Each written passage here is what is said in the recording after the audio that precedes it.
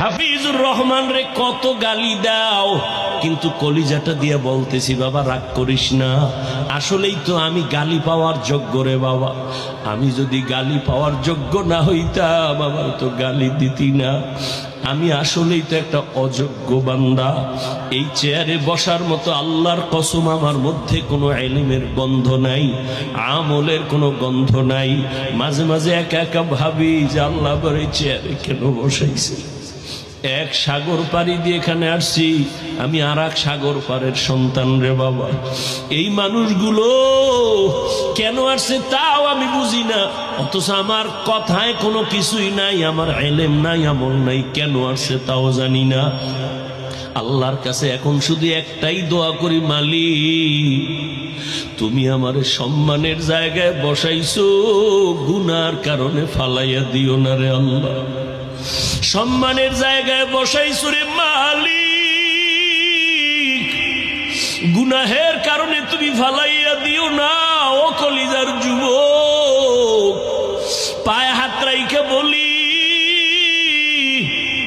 কলিজা দিয়া মোহাব্বত করি রে বাবা। আমি এখানে একটা যুবকেরও হুজুর বানাবার জন্য আসি নাই, ভয় নাই। আমি তোমাকে একবারও বলবো না তুমি স্কুল ছাইরা কলেজ বাদ দিয়া মাদ্রাসায় যাও, দাড়ি লম্বা করে তসবিহ হাতে নাও, পাগড়ি লাগাও, একবারও বলবো না। বরং আমি তোমার পক্ষে কিছু কলিজা দিয়া দোয়া কইরা যাব। আমি শুরুতেও বলছি, আবারও বলি, আমার দোয়া কবুলের খোদার কসম গ্যারান্টি নেই, তবে এই মাঠে বহু আল্লাহর বান্দা আছে আমিন খালি ফেরত যাবে না। আর এটা রসুলের কথা, একজন আর আমিন যদি মজলিসে কবুল হয় সবারটাই কবুল হয়ে যাবে। ও আমার কলিজার যুবক,